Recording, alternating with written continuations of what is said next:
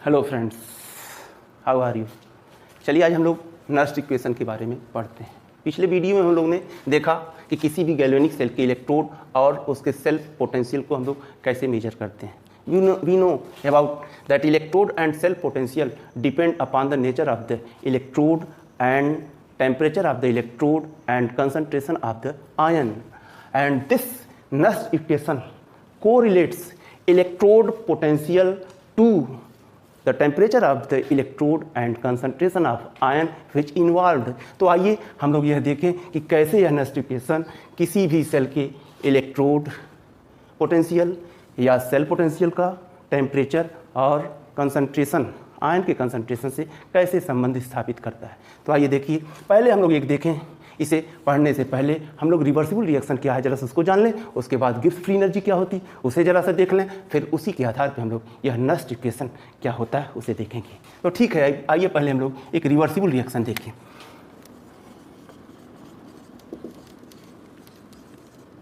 यह रही reversible reaction, जैसे A plus B equal to C plus D. यहाँ पे क्या है तो हम देख रहे हैं यहाँ पे दो रिएक्टेंट ए और बी, जिसका कोएफिशिएंट इसका ए है, इसका बी है, इसका कोएफिशिएंट सी है और इसका कोएफिशिएंट डी है। अगर यहाँ पे रिवर्सिबल रिएक्शन, हम लोग रिवर्सिबल रिएक्शन के बारे में जानते हैं कि वो रिएक्शन जो बोथ डायरेक्शन फॉरवर्ड और बैकवर्ड दोनों डायरेक्शन में होती हो और जो कभी भी कंप्लीट ना हो, जिसमें इक्विलिब्रियम मेंटेन होती हो। इक्विलिब्रियम क्या है कि जिस पर फॉरवर्ड रिएक्शन की रेट और बैकवर्ड रिएक्शन की rate both will be equal. ऐसी स्थिति में जब यहाँ इक्विलिब्रियम मेंटेन हो जाती है, ऐसी स्थिति में जब इस पे हम लॉ ऑफ मास एक्शन लगाते हैं तो हम लोगों ने पढ़ा था एक हमें कांस्टेंट प्राप्त होता है जिसे इक्विलिब्रियम कांस्टेंट कहते हैं। कब? At equilibrium. At equilibrium. इस इक्विलिब्रियम पे होता क्या है, के सी इजकल टू, तो हम लोग जानते हैं कि क्या प्रोडक्ट जो है, प्रोडक्ट के एक्टिव मास का प्रोडक्ट और रिएक्टेंट के एक्टिव मासेस का प्रोडक्ट का रेशियो सदैव कांस्टेंट होता है। अगर इसके लिए हम लोग निकालेंगे तो हम लोग पढ़े हैं क्या, active mass C to the power C into active mass D to the power D upon active mass A to the power A into active mass B to the power B. ये हमें एक formula प्राप्त होता है जो किसमें, तो product के कंसंट्रेशन और रिएक्टेंट के कंसंट्रेशन का जो यह रेशियो होता है वह कांस्टेंट होता है, जिसे हम इक्विलिब्रियम कांस्टेंट कहते हैं। ये हमें एक फार्मूला प्राप्त हुआ। दूसरा हम लोग पढ़े थे कंसंट्रेशन कोएफिशिएंट।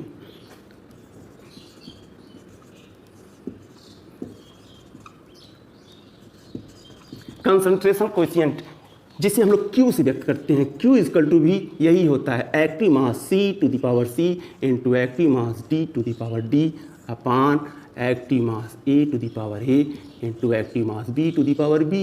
यहाँ पे देखिए KC और Q, यहाँ पे ये दोनों एक जैसे फार्मूले दिख रहे हैं। यहाँ पे क्या होता है तो ध्यान दीजिएगा, ये दोनों एक जैसे भी हो सकते हैं, बोथ विल बी सेम और बोथ विल बी डिफरेंट। कब? तो ध्यान दीजिए जब यह रिवर्सिबल रिएक्शन इक्विलिब्रियम स्टेट में होगी तो Kc और Q दोनों सेम होंगे। हमारे तीन कंडीशन यहाँ क्रिएट हो सकती है। कौन? तो देखो पहली कंडीशन इसमें कब, जब रिएक्शन फॉरवर्ड डायरेक्शन में जा रही हो,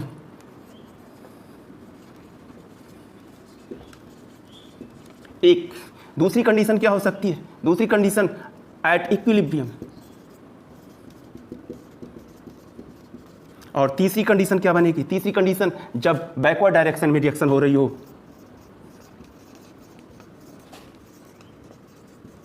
तीन कंडीशन के लिए अब इन दोनों में क्या रिलेशन है तो देखो, जब रिएक्शन फॉरवर्ड डायरेक्शन में हो रही हो तो ऐसी स्थिति में कब फॉरवर्ड डायरेक्शन में रिएक्शन होगी, इक्विलिब्रियम मेंटेन नहीं है, तो यह स्थिति तब होगी जब Q लेस होगा Kc से।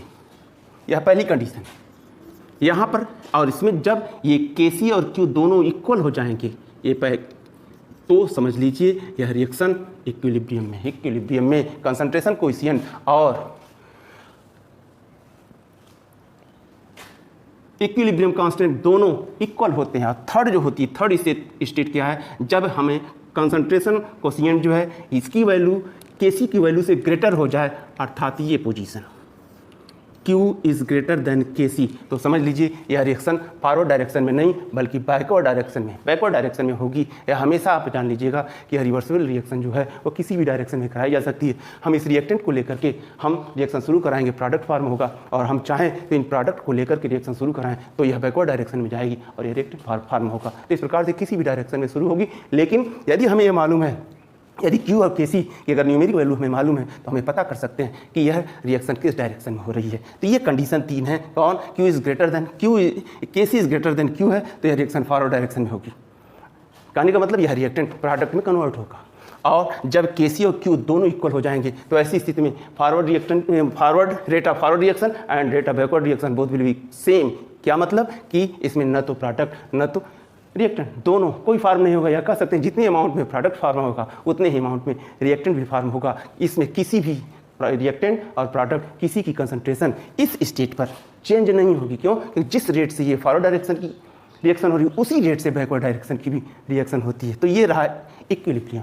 और जब ये कंडीशन आ जाती है Q ग्रेटर हो जाए और KC लेस हो जाए तो ऐसी स्थिति में ये रिएक्टेंट आपस में रिएक्ट न करके क्या होगा, ये प्रोडक्ट आपस में रिएक्ट होकर के रिएक्टेंट बनाएगी, अर्थात यह रिएक्शन बैकवर्ड डायरेक्शन को होगी। तो ये इस प्रकार से हम लोग इक्विलिब्रियम से यह कंफर्म कर सकते हैं कि यह रिएक्शन किस डायरेक्शन में होगी। ज़्यादातर हम लोग गैल्वेनिक सेल की यदि बात करेंगे उसमें KC कम, जब गैल्वेनिक सेल एनर्जी दे रही हो, इलेक्ट्रिकल एनर्जी हमें प्राप्त हो रही हो, इलेक्ट्रिक करंट मिल रही हो, ऐसी स्थिति में हम लोग KC नहीं क्या उस पर Q को रखेंगे। अभी हम लोग गैल्वेनिक सेल के लिए हम लोग बात करते हैं। इसके पहले थोड़ा सा गिब्स फ्री एनर्जी के बारे में जानें। हम लोग 11th में थर्मोडायनामिक्स के चैप्टर में गिब्स फ्री एनर्जी के बारे में हम लोग पढ़े थे, जिसमें गिब्स फ्री एनर्जी में डेल्टा G पे आते हैं। डेल्टा G इसका मतलब क्या हो गया? Gibbs free energy change. कोई भी सिस्टम हम लोग जानते हैं यदि स्पॉन्टेनियस होगा तो ऐसी स्थिति में Gibbs free energy delta G की वैल्यू जो होगी वह निगेटिव होगी। गिब्स फ्री एनर्जी है क्या? जब कोई भी सिस्टम प्रोसेस में है ऐसी स्थिति में सिस्टम के द्वारा जो मैक्सिमम वर्क प्राप्त होगा उसी को ही हम उस सिस्टम की गिब्स फ्री एनर्जी चेंज करते हैं। जब सिस्टम वर्क देगा तो ऐसी स्थिति में उसकी इंटरनल एनर्जी डिक्रीज करती है। तो हमेशा याद रखिएगा जब स्पॉन्टेनियस प्रोसेस होगा तो ऐसी स्थिति में सिस्टम की डेल्टा G यह चेंज जो है वो डिक्रीज करेगा, अर्थात इसकी वैल्यू निगेटिव आएगी। इसकी क्वांटिटी जो है न्यूमेरिक वैल्यू यदि हमें प्राप्त करना है तो किसी भी सिस्टम के द्वारा जो मैक्सिमम वर्क प्राप्त हो जाए उसकी वैल्यू को हम लोग निकाल लें। तो हम लोग जानते हैं, हम लोग पढ़े हैं इलेक्ट्रिसिटी में, हम लोग पढ़े हैं फिजिक्स में क्या होता है। तो electrical work equal to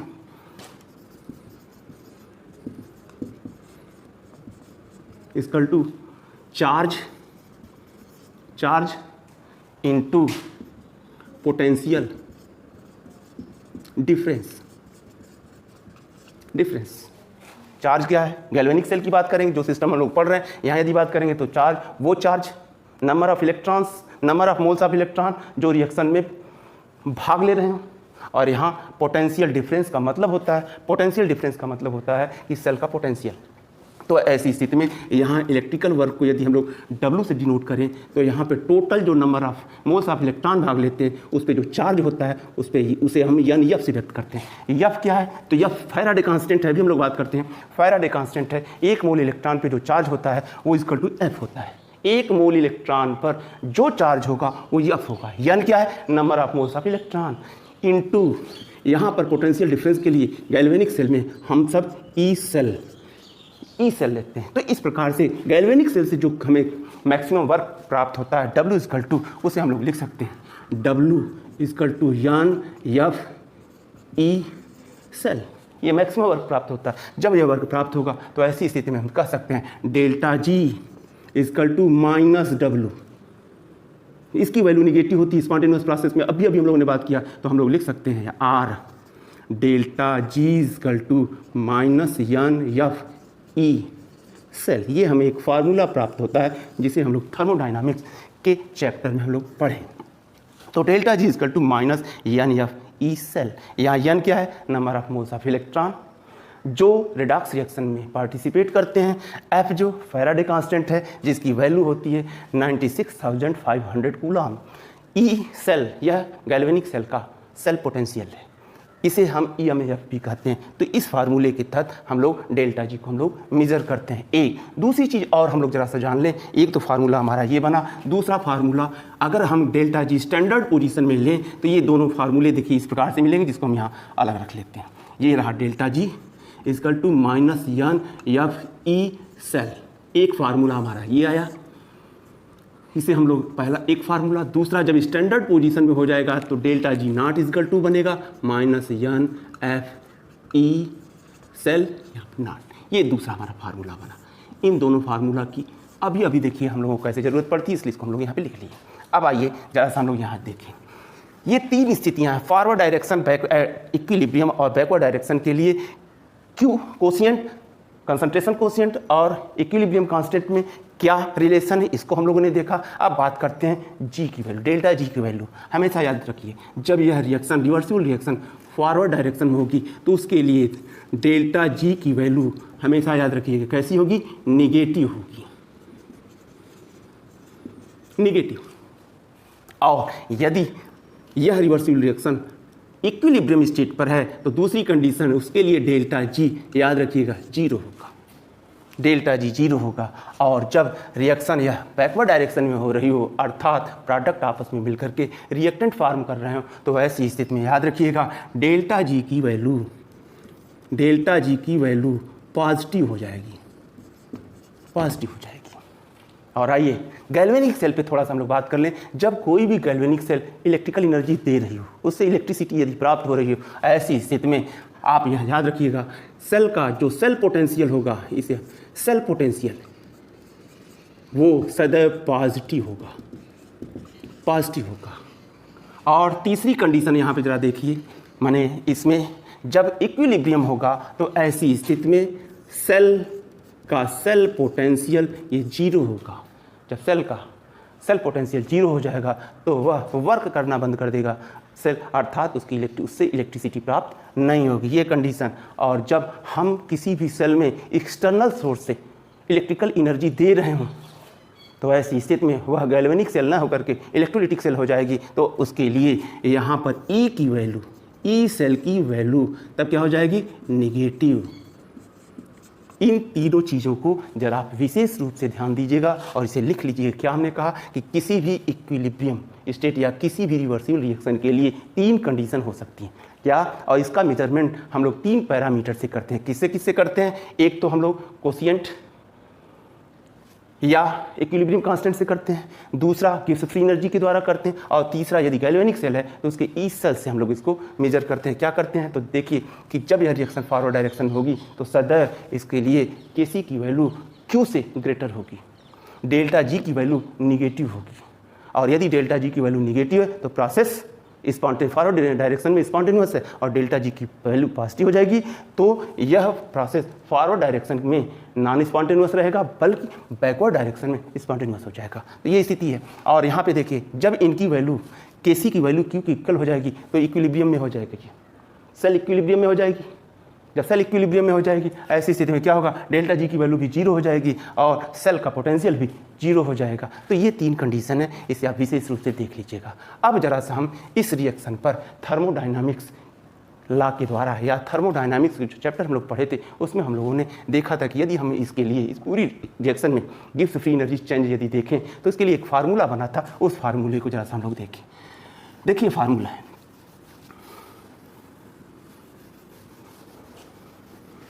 formula क्या बनता है, यदि इस पर हम लोग गिब्स फ्री एनर्जी के द्वारा फार्मूला अप्लाई करें तो हम पाते क्या है, डेल्टा जी इजकल टू होता क्या है, delta G not plus R T ln और उसके बाद क्यू, जहाँ क्यू क्या है, क्यू इज दिस, क्यू का मतलब होता है ratio of the product of active masses of products and product of active masses of reactant. Means Q equal to, इस रिएक्शन के लिए Q equal to active mass C into active mass D upon active mass A into active mass B। ये Q है, quotient है, concentration quotient है। यहाँ पे हम लोग जानते हैं, आप लोग पढ़े होंगे,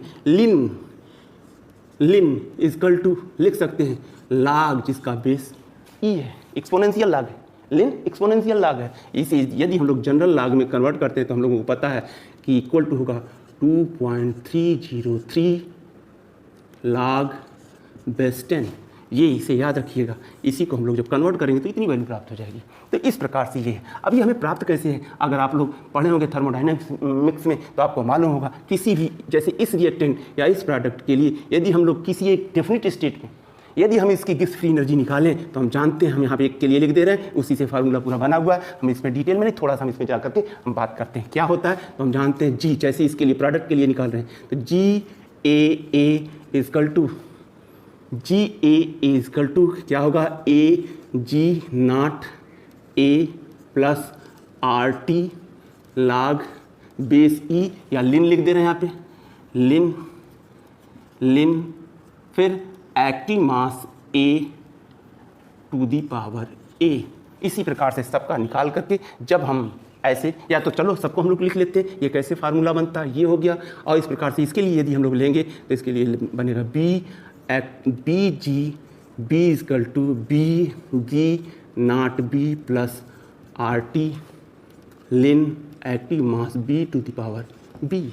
इसके लिए निकालेंगे तो इसके लिए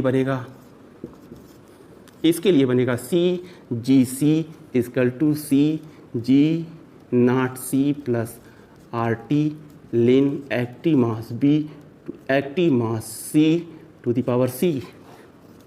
इस प्रोडक्ट के लिए जी की वैल्यू आएगी D G C equal to D G naught D plus R T ln active mass D to the power D. हम लोग जानते हैं जब किसी भी सिस्टम के लिए डेल्टा जी अगर हम निकालेंगे तो delta G we know delta G equal to sigma products minus sigma, ठीक। किसके लिए, तो डेल्टा जी, जितनी डेल्टा जी इस प्रोडक्ट की टोटल डेल्टा जी को यहाँ पे हम ऐसे लिखते हैं सिग्मा जी प्रोडक्ट, और यहाँ पे इसी प्रकार से सिग्मा जी रिएक्टेंट। पूरा इसकी इन दोनों वैल्यू को हम ऐड करके और इन दोनों वैल्यू को ऐड करके इसमें से इसको हम लोग सब्ट्रैक्ट कर लेंगे, डेल्टा जी की वैल्यू आ जाएगी। तो जब इसमें से इसको हम लोग सब्ट्रैक्ट करते हैं तो देखिए एक फार्मूला बनता है जिसे हम सीधे लिख सकते हैं। यहाँ हम लोग यदि फार्मूला लिखें तो हम पाएंगे क्या, delta G equal to product की सारी वैल्यू को यदि हम लोग जब एक दूसरे में ऐड करेंगे तो ये देखिए हमें मिलेगा डेल्टा जी। अब हम डेल्टा जी नॉट की वैल्यू निकाल रहे हैं, यहाँ क्या होगा, तो यहाँ C G naught C plus D G naught D minus A G naught A minus B G naught B. देखो कैसे प्राप्त हुआ, हम क्या करने चल रहे हैं, देखिए डेल्टा जी की वैल्यू निकालने के लिए प्रोडक्ट की सारी जी को ऐड कर लें, इसको हमने ऐड किया। तो जब ऐड करेंगे तो कौन कौन ऐड हो जाएगा, ये वैल्यू ऐड हो गई, C G naught C plus D G naught C add करके इसमें हमने इस वैल्यू को सब्ट्रैक्ट कर लिया, ये वैल्यू ये और ये वैल्यू सब्ट्रैक्ट कर लिया तो ये मिल गई ये वैल्यू, और प्लस आर टी।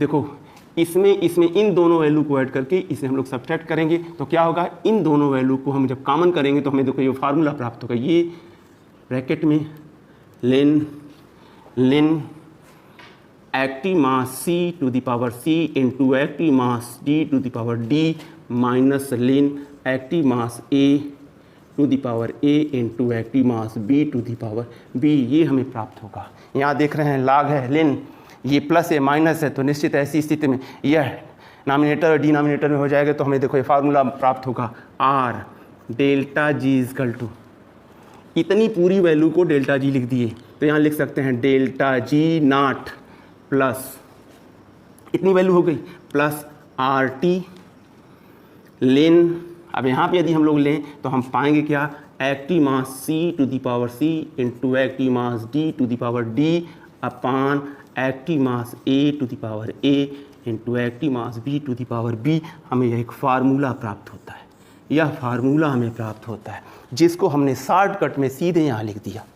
यह फार्मूला जो हमें प्राप्त हुआ ये सीधे हमने शॉर्टकट में यहाँ लिख दिया। आप इतना समझ लीजिए, केवल इतना ही जान लीजिए कि जब कभी भी हम किसी भी इक्विलिब्रियम या रिवर्सिबल रिएक्शन के इक्विलिब्रियम या रिवर्सिबल रिएक्शन पे जब हम गिब्स फ्री एनर्जी चेंज को मेजर करते हैं, कैलकुलेट करते हैं, उसके लिए हमें एक फार्मूला होता है जो delta G equal to delta G not plus R T ln Q होता है। ठीक, ये हमारा एक फार्मूला हुआ। इसे टोटल यदि हम लोग लिखना चाहें तो इसे हम ऐसे भी लिख सकते हैं। इसमें इस लिन की जगह ये अगर हम लोग जब इसमें इस वैल्यू को पुट करेंगे तो हमें मिलेगा यह delta G equal to delta G not plus 2.303 R T log base 10 हो गया। अब Q की वैल्यू को हम लोग यहाँ से सीधे इसको हटा के Q की वैल्यू को हम लोग यहाँ यदि पुट करें या सीधे हम लोग यहाँ Q लिख देते हैं। Q means this. अब ये हमने लिख दिया। अब ऐसी स्थिति में इसमें अगर हम लोग देखें we know since delta G equal to minus N F E cell, तो ये वैल्यू यहाँ पुट कर दें और delta G not equal to minus N F E not cell, इस वैल्यू को भी यहाँ पुट कर दें तो हम लोग यहाँ पाएंगे or minus N F E cell equal to minus N F E not cell plus 2.303 log base 10 हो गया। क्यों? इसमें हम लोग क्या करें, माइनस एन एफ से पूरे इस इक्वेशन को डिवाइड करते हैं। तो जब माइनस एन एफ से इसको डिवाइड करेंगे तो हमें प्राप्त होगा E cell minus N F cancel हो गया इक्वल टू यहाँ भी माइनस एन एफ कैंसिल हो गया E not cell minus N F से जब इसे डिवाइड करेंगे तो यहाँ मिलेगा माइनस 2.303, यहाँ पे आर टी भी होना चाहिए, प्लस 2.303 आर टी। तो 2.303 R T upon N F लाग बेस 10 क्यू, ये हमें एक इक्वेशन प्राप्त हुआ। यही इक्वेशन नर्स्ड इक्वेशन है। नर्स्ड इक्वेशन है, देख रहे हैं यहाँ ई सेल पोटेंशियल है, ये स्टैंडर्ड सेल पोटेंशियल है, आर गैस कांस्टेंट है, टी एब्सोल्यूट टेम्परेचर है, N number of moles of electrons which take a part in the reaction, F is a Faraday constant, Q is the concentration quotient. तो इस value को यहाँ put कर देंगे तो हम किसी भी, देख रहे हैं यह सेल किस पे डिपेंड कर रहा है, तो ये सेल ई सेल की वैल्यू जो होती है वो देखो टी पे डिपेंड कर रही है, और ई सेल की वैल्यू जो ये रिएक्टेंट और ये प्रोडक्ट जो है इनके कंसंट्रेशन पे डिपेंड करती है। देख रहे हैं ना कि इसको टू दिस, तो इसके कंसंट्रेशन पे डिपेंड करती है। यदि हम टेम्परेचर को फिक्स करके यदि हम इनमें से किसी का कंसंट्रेशन चेंज कर देंगे तो श्योर है ई सेल की वैल्यू चेंज हो जाएगी। तो इस प्रकार से हम यहाँ पे ले सकते हैं। यहाँ एक चीज़ और हम क्लियर कर सकते हैं, यदि यहाँ पे टेम्परेचर को फिक्स करते हैं 25 डिग्री सेल्सियस, यहाँ हम लोग लिख रहे हैं, देख लें, when T equal to 25 degree Celsius or 298 kelvin and R equal to gas constant, R equal to gas constant equal to gas constant की वैल्यू शायद आप लोगों को पता होगा कितनी होती है, 8.314 जूल पर केल्विन पर मोल। ये हो गया T, N जो है number of moles of electrons, F equal to होता है 96,500 कूलम। यदि यह इन वैल्यू को जब इसमें हम पुट करेंगे तो देखिए हमें एक रिएक्शन प्राप्त होगी। इस रिएक्शन को माने इस वैल्यू को जब हम इस इक्वेशन में पुट करेंगे तो हमें एक दूसरा शॉर्ट इक्वेशन प्राप्त होगा जिसको हम लोग यहीं लिख लेते हैं। ये इक्वेशन जब हम लोग लिखते हैं तो यहाँ पर देखिए हमको इस प्रकार यह इक्वेशन मिलेगा, E cell equal to E not cell minus 2.303 into R की वैल्यू इतनी 8.314 ये हो गया, इंटू टी की वैल्यू 298 upon n into 96,500 log base 10 Q. जब इसको पूरा हम लोग कैलकुलेट करेंगे तो यहाँ पे हमें मिलेगा or E cell equal to E not cell minus 0.0591 upon N log यहाँ पे स्टैंड क्यू। ये इक्वेशन अगर इसके लिए लिखेंगे, इस रिएक्शन के लिए इक्वेशन लिखेंगे तो ये हम इसको लिख सकते हैं for R E cell equal to E not cell minus 0.0591 upon N log base 10 active mass C to the power C into active mass D to the power D upon active mass A to the power A into active mass B to the power B। ये रहा equation, ये Nernst equation किस इस reversible reaction के लिए ये Nernst equation रहा। तो इसी प्रकार से हम किसी भी सेल के लिए, किसी भी सेल रिएक्शन के लिए हम इस नर्स्ट इक्वेशन से हम उसके इलेक्ट्रोड पोटेंशियल या सेल पोटेंशियल और उसमें जो आयन की कंसंट्रेशन है उसके बीच में रिलेशन एस्टेब्लिश कर सकते हैं। ठीक, टेम्परेचर में हम लोग रिलेशन हम लोग इस फार्मूले के द्वारा कर सकते हैं। तो इस प्रकार से ये हमारा नर्स्ट इक्वेशन रहा, इसे सदैव आप लर्न कर लीजिएगा, ये या इसको। जब अब आइए हम लोग चले इसे किसी सेल रिएक्शन पे इसे अप्लाई करें। जैसे मान लीजिए एक सेल रिएक्शन है, डेनियल सेल है, देन अब इस पे यही नर्स्ट इक्वेशन हम लोग अप्लाई कर रहे हैं। देखिए डेनियल सेल है, यहाँ जेडियन सॉलिड स्टेट, जेडियन एक्वस में मान लो कंसंट्रेशन इसकी हमने ये ले लिया, Cu प्लस कंसंट्रेशन में ले लिया C2 Cu सॉलिड। चलिए इस डेनियल सेल पर हम लोग नर्स्ट इक्वेशन अप्लाई करें। तो जब नर्स्ट इक्वेशन अप्लाई करें तो पहले इस रिएक्शन को पूरा हम लोग डिवाइड सेपरेट कर लें, ऑक्सीडेशन रिएक्शन और रिडक्शन रिएक्शन में से हम सेपरेट करें। तो देखो ए नोट पे ये रिएक्शन हो रही है, ए नोट पर कौन सी रिएक्शन हो रही है, तो यहाँ पे देखिए प्लस था।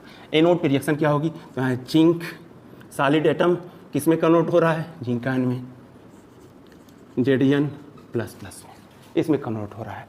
और निश्चित इसमें कन्वर्ट होने में निश्चित यह 2 इलेक्ट्रॉन रिलीज करेगा, 2 इलेक्ट्रॉन। रिएक्शन कौन सी हो रही है, ऑक्सीडेशन।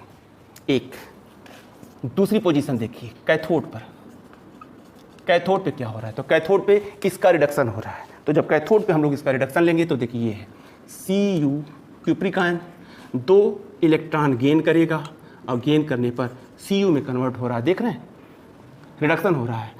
तो ऐसी स्थिति में ये हो गया रिडक्शन। ओवरऑल इसकी रिएक्शन लिखें तो हम निश्चित इन दोनों को ऐड कर लें तो ये इलेक्ट्रॉन कैंसिल हो जाएगा। ओवरऑल रिएक्शन जिसे सेल रिएक्शन कहते हैं वो हमें ये प्राप्त होगी, जेडियन। ठीक, ये कैसा है, सॉलिड स्टेट में, ये एक्वस में, ये एक्वस में, ये सॉलिड में। तो ये रहा solid plus Cu plus aqueous equal to reversible reaction है, ऐसे हमने बना लिया, equal to Zn ion plus aqueous plus Cu solid. इसे हम सेल रिएक्शन, ये पूरी सेल रिएक्शन, ठीक, ये हाफ रिएक्शन एनोड पे हो रही है, ये रिडक्शन कैथोड पे, और ये पूरा ओवरऑल रिएक्शन जिसे सेल रिएक्शन कह रहे हैं। तो ये रहा। अब आइए इस एनोड का यदि हमें पोटेंशियल मेजर करना है नर्स्ट इक्वेशन के द्वारा, इसके इलेक्ट्रोड पोटेंशियल, एनोड के इलेक्ट्रोड पोटेंशियल और कंसंट्रेशन में यदि हमें रिलेशन स्टेब्लिश करना है नर्स्ट इक्वेशन के द्वारा, या कैथोड पर, कैथोड का जो इलेक्ट्रोड पोटेंशियल है उसमें और इसके कंसंट्रेशन में हमें रिलेशन यदि निकालना है, या पूरे सेल पोटेंशियल और पूरे सेल के कंसंट्रेशन में यदि हमें रिलेशन निकालना है तो कैसे निकालेंगे। तो आइए पहले हम लोग एनोड पर देखें। तो एनोड पर जो पोटेंशियल होगा, यहाँ देखिए ऑक्सीडेशन है, इसलिए इसका जो ऑक्सीडेशन, इसका पोटेंशियल जो होगा, इलेक्ट्रोड पोटेंशियल जो होगा वो ऑक्सीडेशन होगा, जिसको हमने ये लिखा इक्वल टू, नर्स्ट इक्वेशन से लिख रहे हैं, ये नर्स्ट इक्वेशन इसके आधार पे क्या है, इक्वल टू ई नॉट, देखिए यहाँ सेल है तब इलेक्ट्रोड पे ले रहे हैं, ई नॉट ऑक्सीडेशन हो रहा है इसलिए ऑक्सीडेशन इलेक्ट्रोड है, ई ऑक्सीडेशन यानी oxidation electrode potential equal to standard oxidation electrode potential minus 0.0591 छोड़ दे रहे हैं अपान एन। एन कितना है, number of electron, N equal to, यहाँ लिख दे रहे हैं एन इक्वल टू 2, क्योंकि यहाँ पे जो नंबर ऑफ मोल्स इलेक्ट्रॉन जो पार्टिसिपेट कर रहे हैं उसकी वो कितना है, 2 है। तो एन log base 10।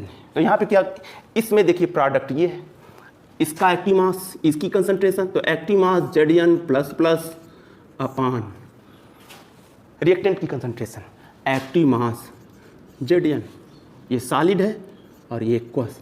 नोट करिएगा, जब कोई भी सब्सटेंस सॉलिड स्टेट में होता है तो उसके एक्टिव मास को हम 1 यूनिट में लेते हैं। Since active mass Zn is equal to unit, then ये रिएक्शन क्या हो जाएगा, E oxidation equal to E not oxidation minus 0.059/n log, इसकी वैल्यू n हो गई। तो यहाँ active mass Zn plus plus, ये हमें एक फार्मूला प्राप्त होगा, इसे याद रखिएगा। ये क्या है, इलेक्ट्रोड, कौन सा, एनोड इलेक्ट्रोड का ऑक्सीडेशन पोटेंशियल है। ठीक, ये रहा। अब दूसरा कैथोड पर, जिसे हम कह सकते हैं रिडक्शन पोटेंशियल। रिडक्शन पोटेंशियल जब हम लोग निकालेंगे तो यहाँ पे देखिए, यहाँ लिख ले रहे हैं रिडक्शन,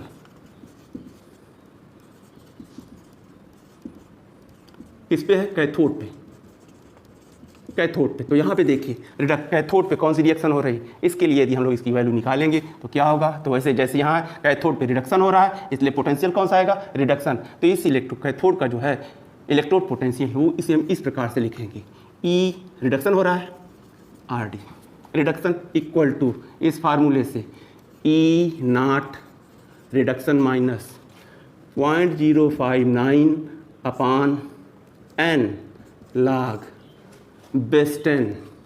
यहाँ पे क्या है, तो यहाँ देखिए इसमें ये है प्रोडक्ट, इसका एक्टिव मास Cu अपान रिएक्टेंट का active mass Cu plus plus, इसकी भी वैल्यू यूनिट हो जाएगी, इसकी भी वैल्यू यूनिट हो जाएगी। तो यहाँ देख सकते हैं R E reduction equal to E naught reduction minus 0.059/n log base 10, इसकी वैल्यू 1 हो गई, 1 upon active mass Cu plus plus. ये हमें रिडक्शन पोटेंशियल ये हमने इसको निकाल लिया।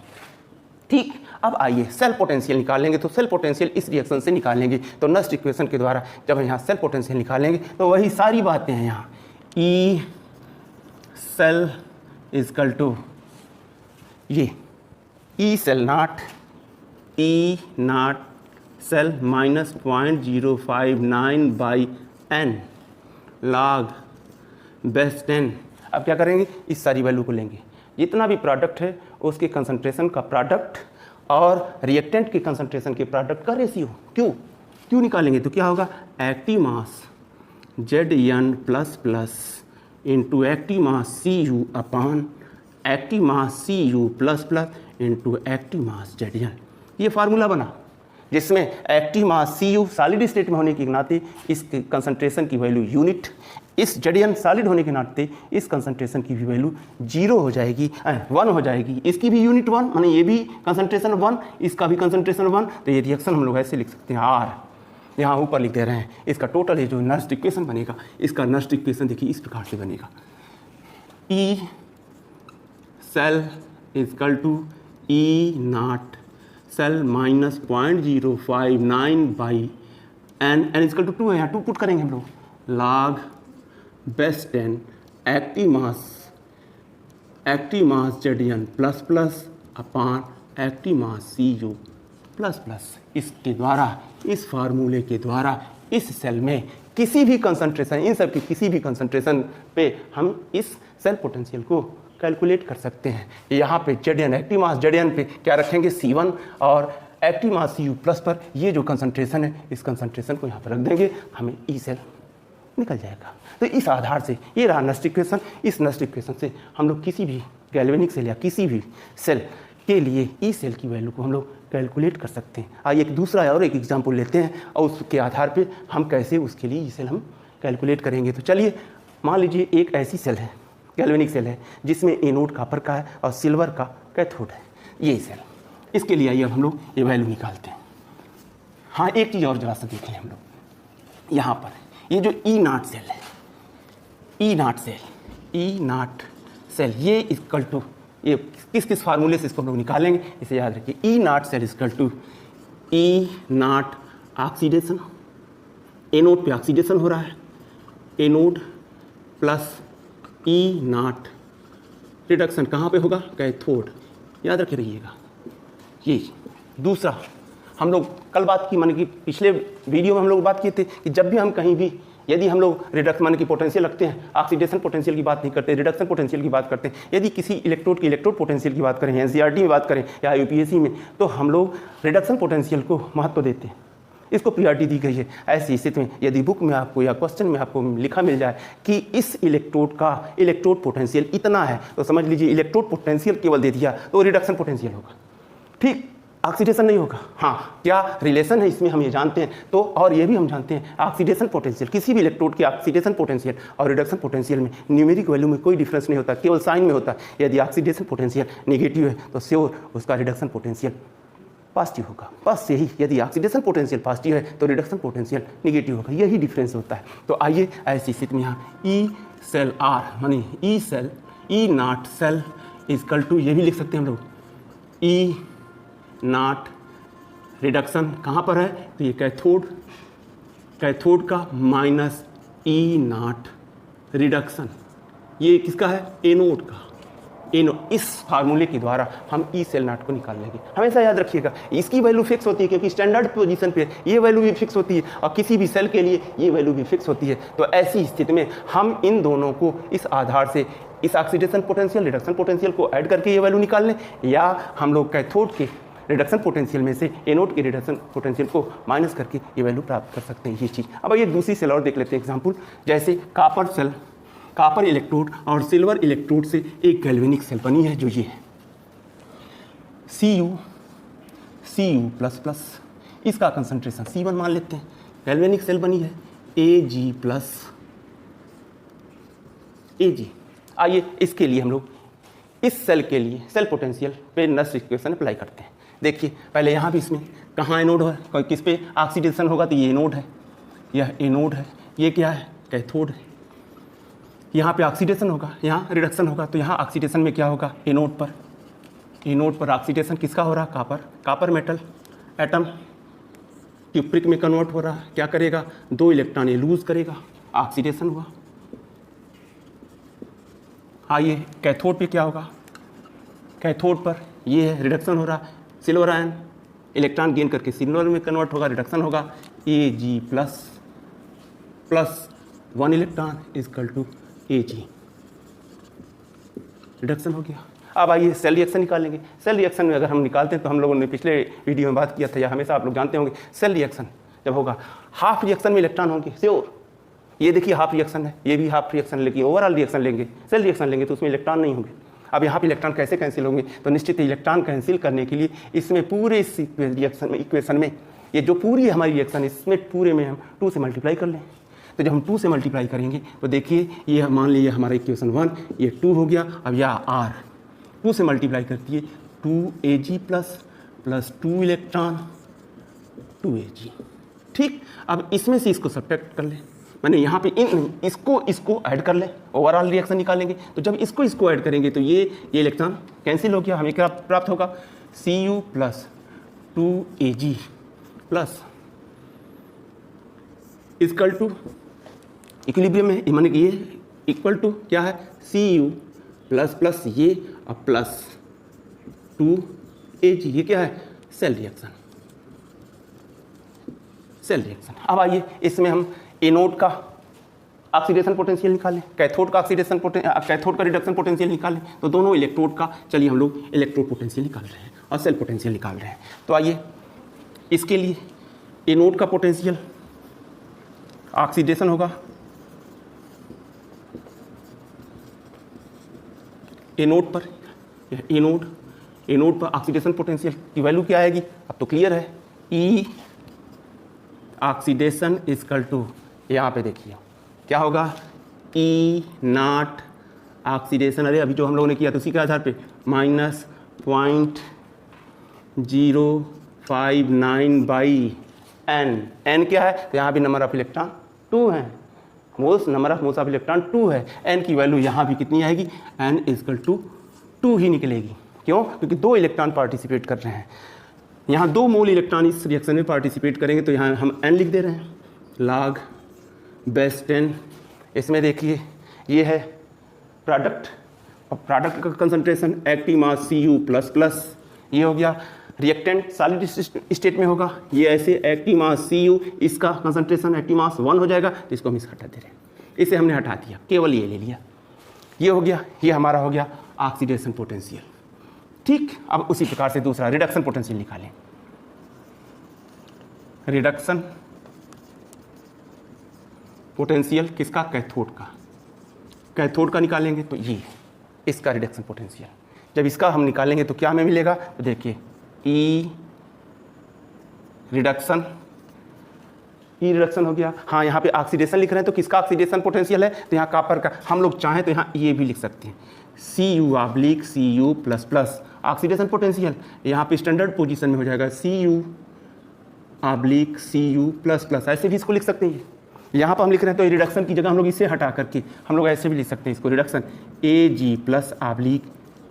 यहाँ 2 नहीं लगाएंगे, क्यों? क्योंकि इसकी वैल्यू फिक्स है, ये इलेक्ट्रोड को रिप्रेजेंट कर रहा है। तो ये इलेक्ट्रोड पोटेंशियल हो गया कौन सा? Reduction equal to E not Ag plus Ag minus क्या होगा? अब आगे क्या होगा? तो ये वैल्यू आएगी 0.059/n log बेस 10, ये हो गया। और उसके बाद अब ये कंसंट्रेशन का रेशियो, प्रोडक्ट और रिएक्टेड के कंसंट्रेशन का रेशियो क्या हो जाएगा यहाँ? तो active mass Cu plus plus into active mass Ag। अब ये क्या है? ये जो कोएफिशिएंट है ये पावर पे चला जाएगा, 2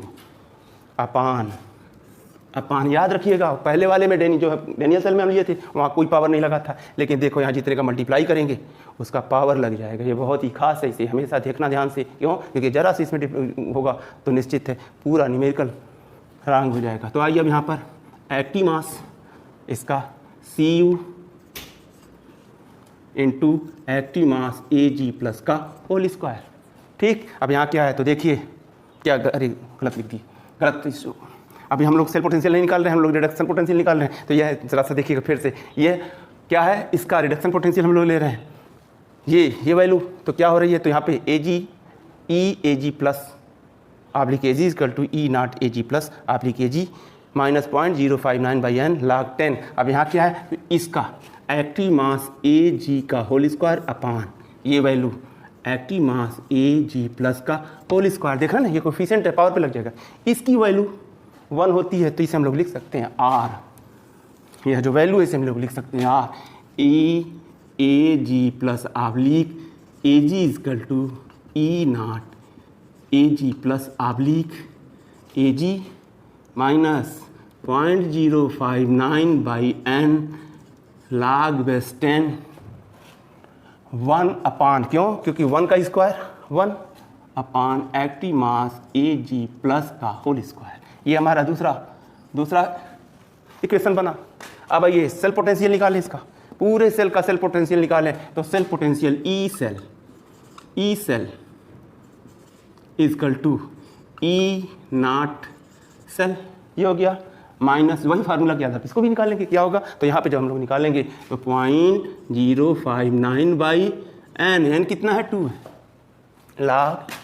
log ले लिए, बेस कितना? 10, बेस 10 हो गया। अब आइए Q की वैल्यू यहाँ रख दें, तो Q की वैल्यू कितनी होगी? तो इस इक्वेशन से, ये जो हमारा ये है सेल रिएक्शन से हम लोग Q निकाल लें। तो क्या है? प्रोडक्ट जो है इसके पूरे कंसंट्रेशन के प्रोडक्ट और रिएक्टेंट के प्रोडक्ट का रेशियो ले लेंगे। तो क्या होगा? Active mass Cu plus plus into active mass Ag का होल स्क्वायर अपान, अब इसका product active mass Cu into active mass Ag plus का होल स्क्वायर। ये वैल्यू 1 हो गई, ये वैल्यू 1 हो गई, तो इसलिए लिख सकते हैं R E cell equal to E not cell minus 0.059/n log base 10 active mass Cu plus plus upon active mass Ag plus का होल स्क्वायर। तो देख रहे हैं क्या हमने देखा? कॉपर की वैलेंसी 2 है, लेकिन सिल्वर की वैलेंसी 1 है। तो इन दोनों को हम लोग जब ऐड करते हैं इलेक्ट्रॉन कैंसिल कराने के लिए 2 से हमने यहाँ पूरा मल्टीप्लाई किया, इसलिए यहाँ पे पावर हो गया। अगर पावर नहीं रखेंगे तो पूरा हमारा रंग हो जाएगा। इसलिए ये रहा इस सेल के लिए, इस डैनियल सेल के लिए सेल पोटेंशियल हो गया। ठीक, अब यहाँ पे ई नॉट सेल यदि हमें कैलकुलेट करना है तो क्या होगा इसके लिए, तो यहाँ पे हम लोग ठीक लिखते हैं, दो प्रकार से हम एक ही लिख रहे हैं क्या, यहाँ E naught cathode minus E naught anode, दोनों रिडक्शन पोटेंशियल है, उसी से हम लोग वैल्यू निकालना है इक्वल टू, यहाँ पे अब दोनों का हमें रिडक्शन पोटेंशियल लेना है। हम जानते हैं ऑक्सीडेशन पोटेंशियल के ठीक न्यूमेरिक वैल्यू इक्वल है, माने दोनों बराबर, माने कि दोनों एक दूसरे की ऑक्सीडेशन पोटेंशियल और रिडक्शन पोटेंशियल दोनों की न्यूमेरिक वैल्यू सेम होती है, लेकिन साइन डिफरेंट होता है। तो क्या है, यहाँ देखिए अगर हम लोग यहाँ पे इसको लिखें तो कैसे लिखते हैं हम लोग, यहाँ पे क्लियर कर लें। यहाँ पे कैथोड क्या है, सिल्वर है, E naught A G plus oblique A G, यहाँ जरा सा क्लियर करिएगा। यहाँ तो हम लोग स्क्वायर कर लेते हैं, जो एक कोएफिशिएंट लगा हुआ है इस कोएफिशिएंट का यहाँ पे तो स्क्वायर करते हैं, लेकिन जब हम लोग ई नॉट, इसे ख्याल से सुनना, इसे E cell E not cell जब हम लोग निकालते हैं तो इसमें ये जो सिल्वर का स्टैंडर्ड इलेक्ट्रोड पोटेंशियल है उसमें हम 2 से मल्टीप्लाई नहीं करते, जो वैल्यू होती है उसी को यहाँ पुट करते हैं, minus E not C U plus plus oblique C U. देख रहे हैं कैथोड के रिडक्शन पोटेंशियल में से एनोड के रिडक्शन पोटेंशियल को हम लोग सब्ट्रैक्ट कर लिए, सेल का स्टैंडर्ड माने कि इस स्टैंडर्ड सेल पोटेंशियल में प्राप्त हो जाता है। तो इस प्रकार से हम इसे निकालते हैं। ठीक, यहाँ पे हमेशा याद रखिएगा नंबर ऑफ इलेक्ट्रॉन यहाँ 2 रहेंगे, सारी चीज़ें होंगी, तो यहाँ पे आपको इसे क्लियर करना है। सॉलिड स्टेट में कंसंट्रेशन किसी भी सबस्टेंस की 1 होती है, और यदि एक सबस्टेंस की वैलेंसी 2 या 3 है और दूसरे सबस्टेंस की वैलेंसी यदि 1 है या 2 है, तो हम लोग क्या करेंगे, यहाँ इस प्रकार से बैलेंस करके एक उचित कोएफिशिएंट से हम समीकरण, ये जो हमारा पहला इक्वेशन है या दूसरा इक्वेशन है उसमें मल्टीप्लाई करके इस प्रकार से मल्टीप्लाई करते हैं कि इलेक्ट्रॉन कैंसिल हो जाए, और जैसे इलेक्ट्रॉन कैंसिल होकर के हमें इक्वेशन बनेगा उसी का हम यहाँ पर पावर लगाएंगे। ये रहा नर्स्टिक इक्वेशन। तो अब हम समझते हैं कि आपको मेरा जो वीडियो अच्छा लगा होगा, यदि अच्छा लगा होगा तो इसे लाइक करिएगा और सब्सक्राइब करिएगा। ठीक, धन्यवाद।